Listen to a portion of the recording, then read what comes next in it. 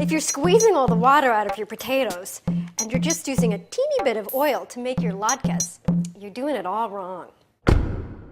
Since a latke really is a potato pancake, the kind of potato you use is really important. Fancy potatoes like these are really great, but they're not the best for a real latke. I know this is controversial, but don't squeeze all the water out of your batter. The starch is important to keep in because that's what gives a latke its crispy texture. Don't use olive oil for the frying of the latke. We might use it because it's nice and fancy, but really you need an oil that's going to be at a much higher temperature. And finally, don't overcrowd the latkes in the pan. They're harder to flip, and they'll meld together to make a big hash brown. Now I'm going to show you how to make latkes the right way. First, use a russet potato. They're just simple potatoes and they have a very high starch content. Traditionalists would say that you have to grate your potato with a hand grater.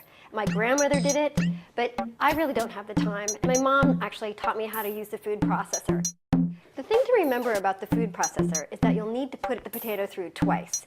First with the shredder, and then again with the blade to get the correct consistency.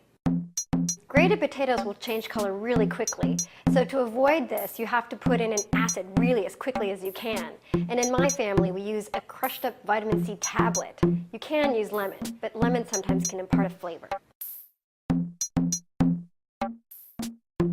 You'll see a lot of recipes that call for flour, but in my opinion, you should use matzah meal. It's Jewish after all. So now we're ready for the fun part, the frying part.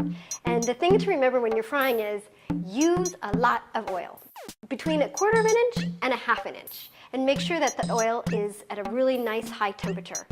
One trick that I have is I take a chopstick and I put it into the pan, and when the oil is hot enough, bubbles will form around the chopstick, and then I know that the temperature is right.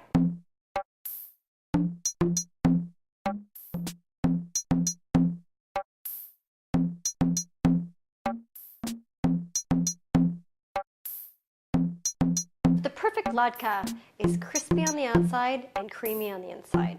I like mine plain, but most people like them the traditional way, served with applesauce and a dollop of sour cream.